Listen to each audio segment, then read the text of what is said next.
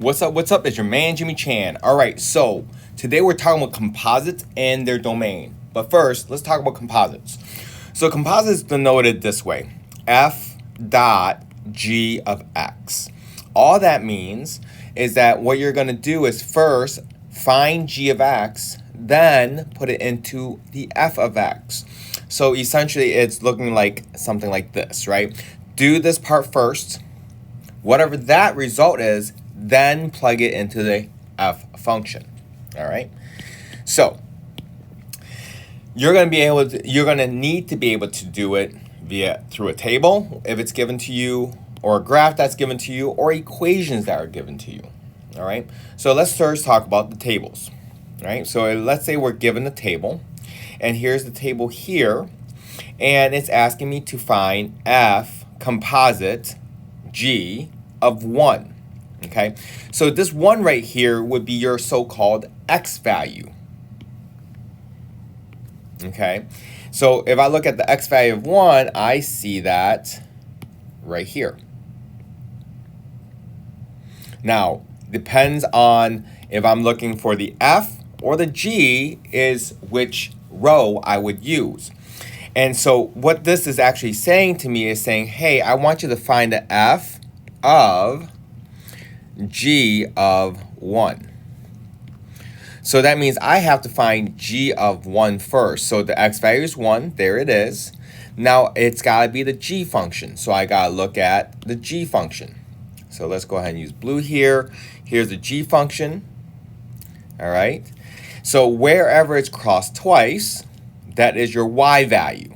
Okay. So essentially what I know is that g of 1 is equal to 0. Okay, so again, g of 1 is equal to 0. So now I have to find the f of that 0. So now this is no longer at the 1. I have an x value of 0. So that means I have to move this to 0. And I'm no longer doing g anymore because this is asking for f. So this is no longer here. It is now with the f function, as you guys can see right there. Okay, so where is it double crossed, or double shaded, I should say, which is going to be 5. So there you go. All right, so now let's try the next problem.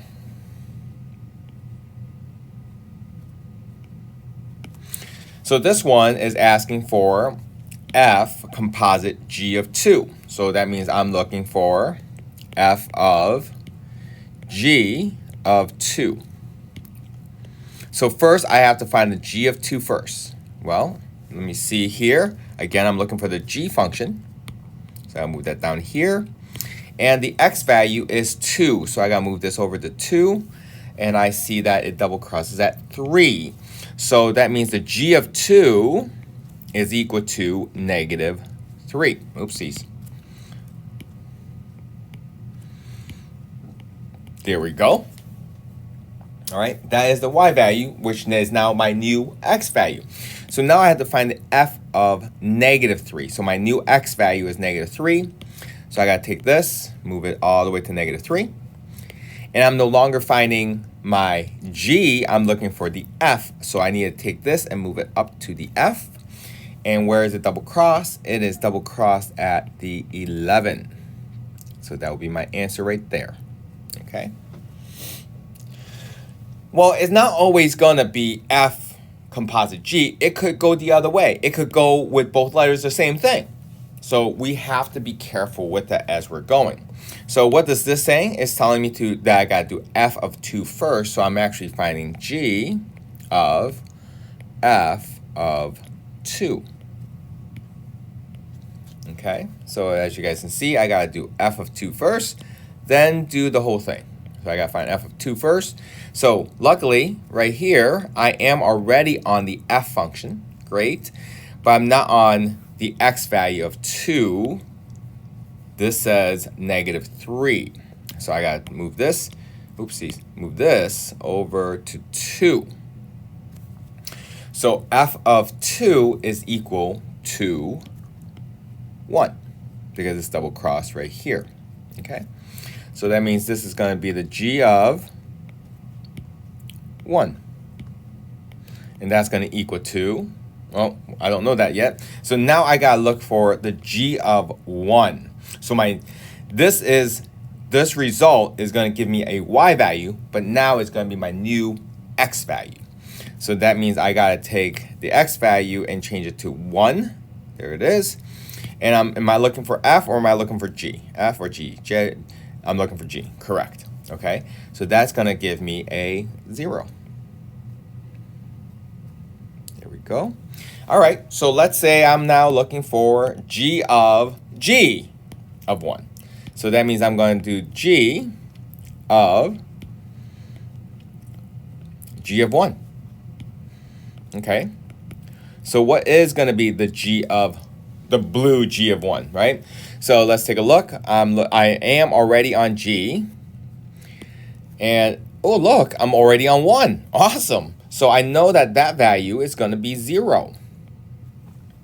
All right. So now this y value is 0, but now that I put it in here is now my new x value. So I got to change this here to a 0, but I'm still looking for g, so this one does not move, it stays. So that's going to equal to 1. That's going to equal to 1. There we go. All right. All right. Well, what if we were given a graph? Then what? Well, let's take a look. Well, if we're given a graph, so what's going to happen is that they're going to give you a graph and going to label it for G. They're going to draw another graph, label it for F, right? So on this part, given the fact that I can do colors, it's awesome because I can actually show you guys the difference between the G and the F. And the reason why I'm kind of hemming and hawing is because these are not crossed. There we go, right? Because I wanted to make sure that these are actually in the right spots here. All right, so let's say I gotta find f of g of 4. So I gotta find f of g of 4. So in other words, I have to first find g of 4. Well, again, this 4 right here is my so-called x value, okay? So I have to find what the y value is because g of 4 just means, hey, what is the y value? Here, let me do this so g of 4 is just saying, if I was to translate it to English, is just saying,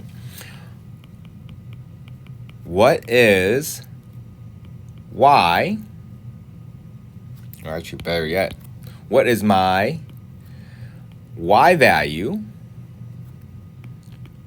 when x is equal to 4, okay? So if I was to do a translation to English, that is what g of 4 is asking, okay? So where's my x value? My x value of 4 is 1, 2, 3, 4.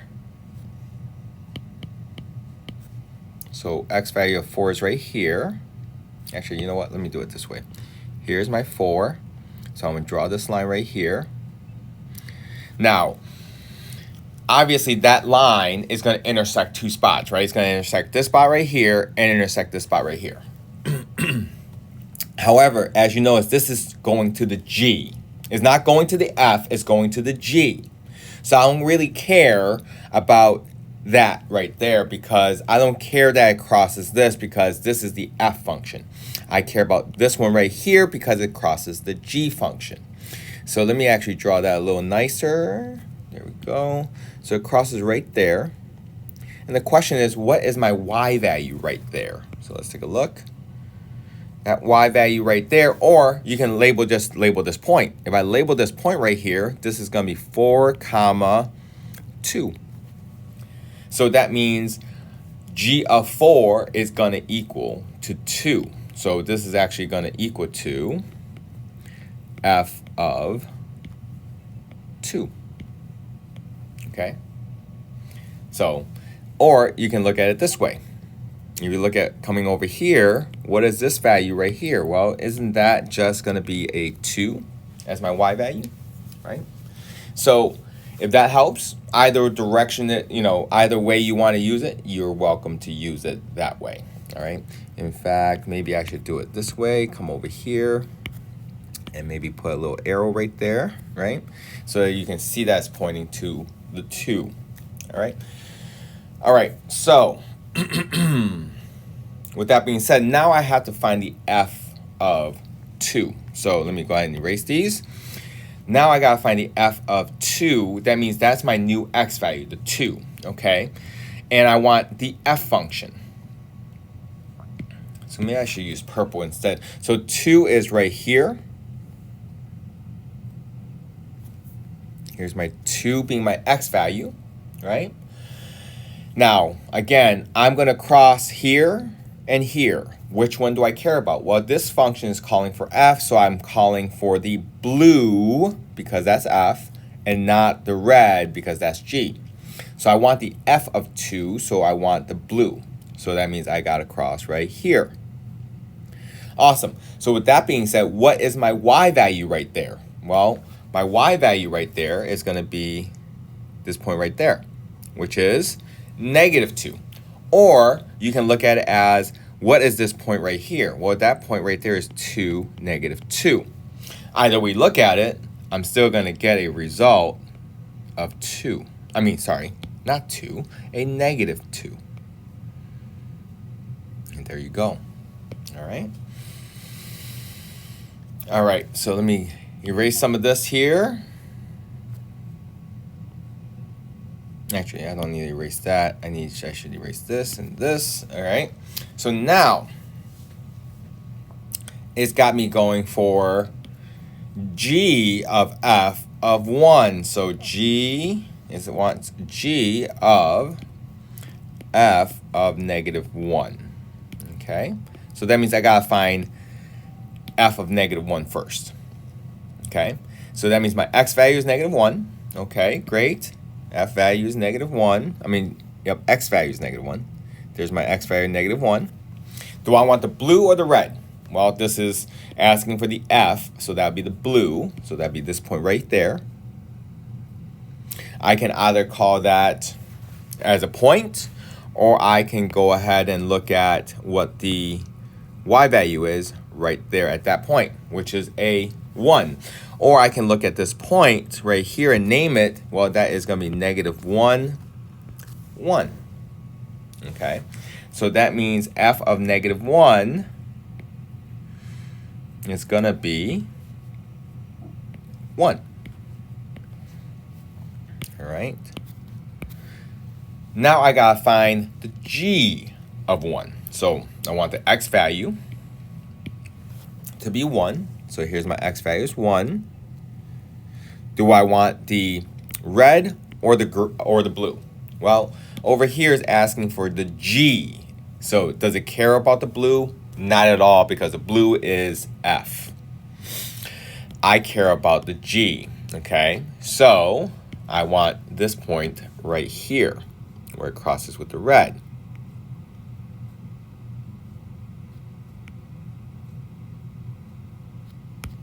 All right. Now, again, you can name that point if you want to. If I name that point right there, it's going to be what? 1, 4.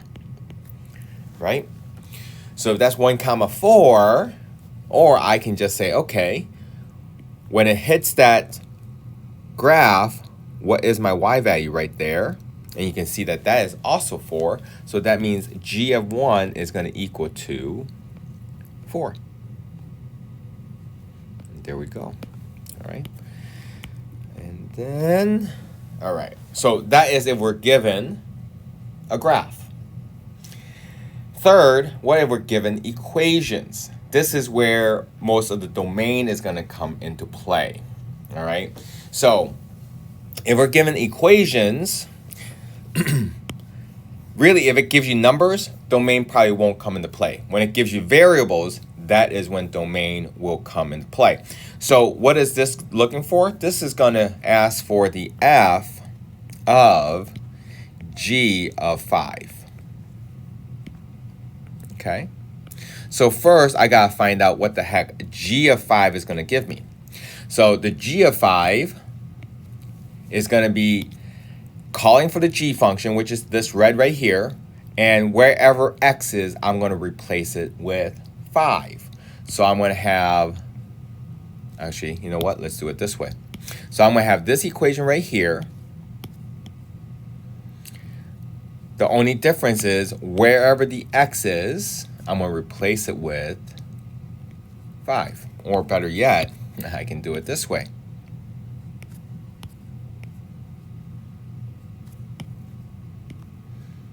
Okay. Well, what is 4 divided by 5 minus 1? Well, 5 minus 1 is 4. 4 divided by 4 is 1. So now I have to find the f of 1. So now it's calling for the so-called f of 1. Okay, so if that's the case, so let's go ahead and bring this right here.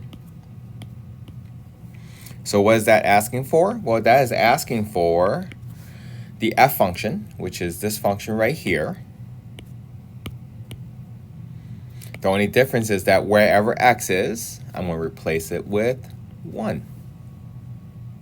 And then from there, I can continue on, and that is going to give me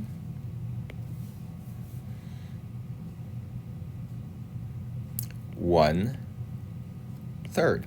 And that is equal to f composite g of 5.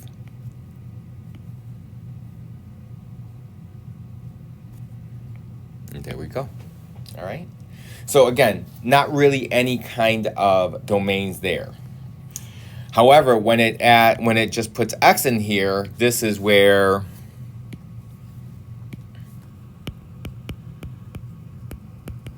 domains are needed. If it's asked for, of course. Okay. So I should put it this way.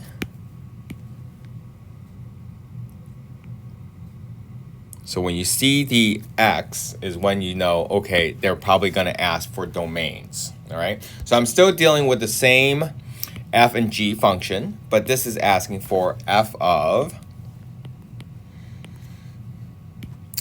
g of x. Now, this substitution is a little bit easier because we already know what g of x is equal to. Here's g of x is right there.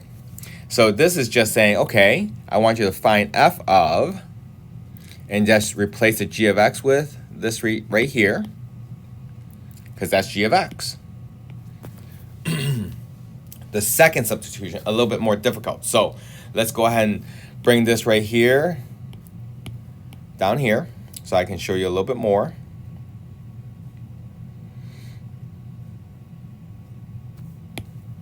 So what this is asking for is that I want to use the f function, right? This is calling for the f function, which is this right here.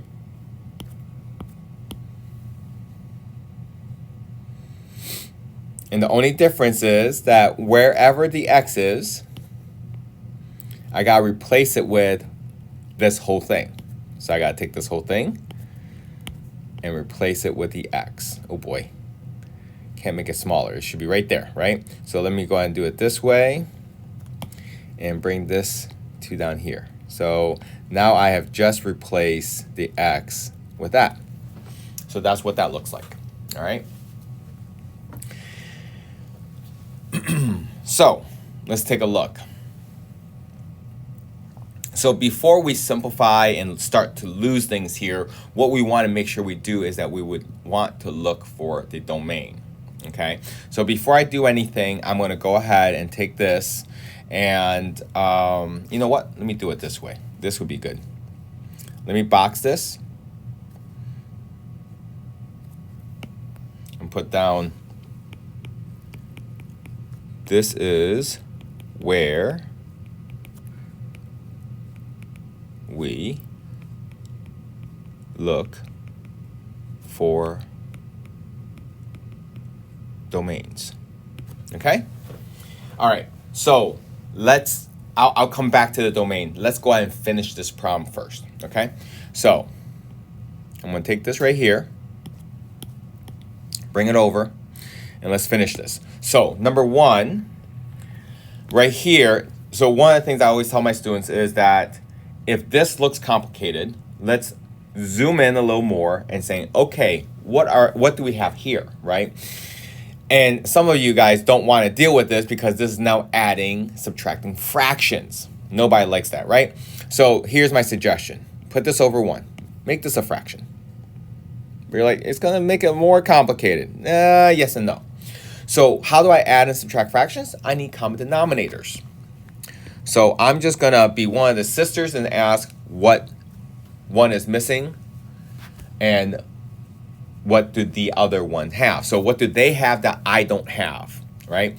So if you look at this sister here has a 1 and this sister here has an x minus 1. So this sister, if want to be fair, will get a 1. So whatever I multiply the bottom by, I got to multiply the top by. And this sister have an x minus 1, which this sister only has a 1. So this sister here needs a x minus 1. So if you look right now, you can see that this denominator is the same as this denominator, right? They both have the same thing. So now what I can do is I can combine the top, which I'm going to get a 4, because 1 times 4 is 4, plus 2 times x minus 1 over an x minus 1, because 1 times x minus 1 is that. However, I had a numerator, didn't I, of 1. Yep, there it is. Okay, so that's all I did was move that down here. So how do I finish this? Well, now when I look at this, this is a dividing two fractions.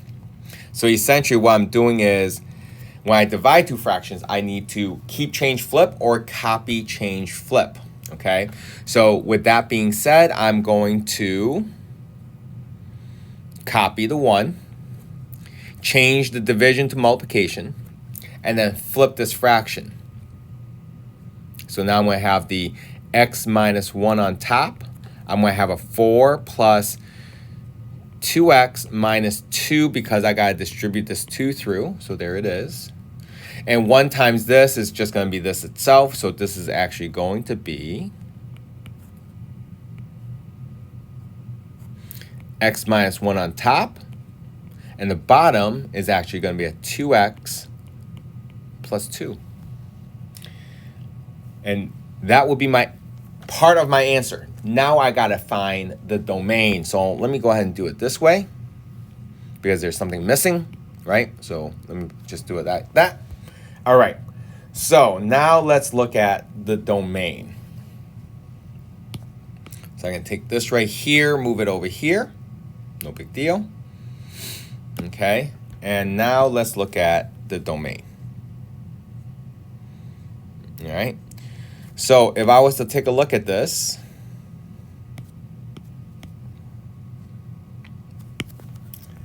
and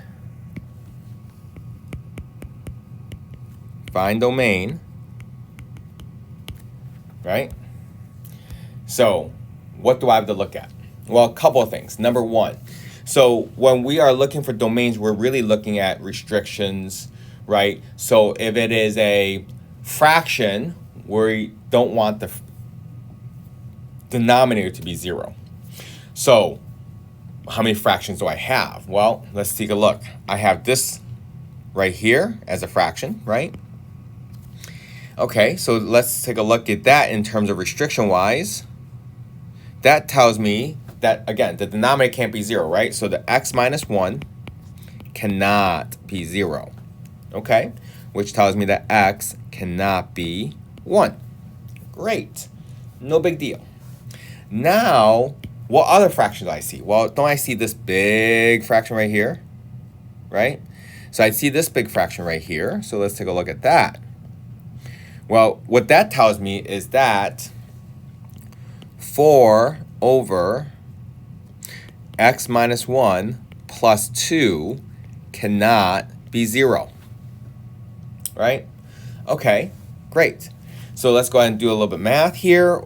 4 over x minus 1 cannot be negative 2. If I bring this 2 over to the other side, I got to subtract it, right?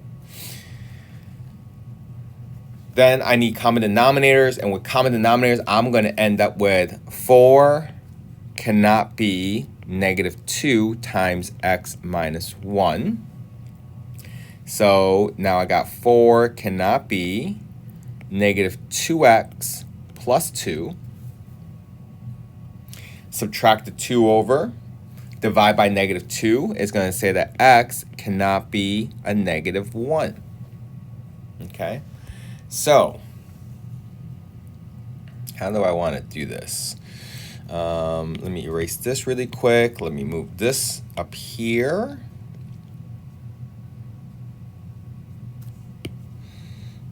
And then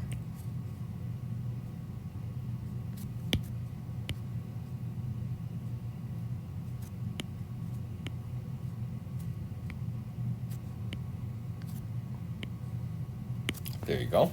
All right, so that tells me my denominator cannot be 0. So there is my 2 restrictions. So that means coming over here, I'm going to put comma, x cannot be negative 1, and x cannot be 1. And let me go ahead and separate this a little bit so that it doesn't look like something else. And this is a comma. So let me erase that because that looks like a 1. There we go. Oh, that doesn't look good at all.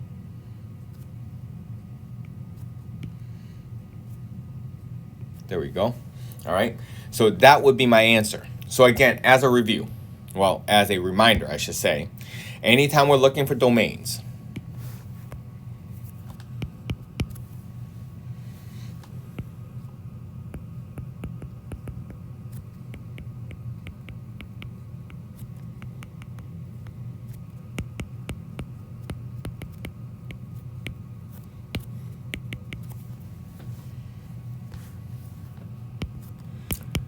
fractions,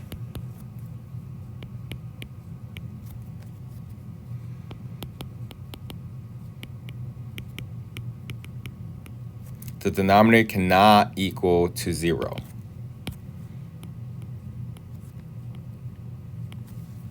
Right? And you also want to look for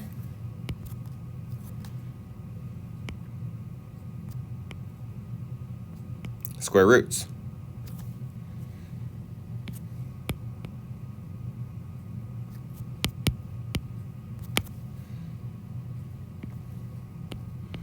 The radicand has to be greater than or equal to 0. Okay? So understand that. And you're wondering what the radicand is. The radicand is what's inside the radical. Okay? So this is the radicand in here, the inside. All right? Well, I hope that helps. If there's any questions, please let me know. See ya. Bye.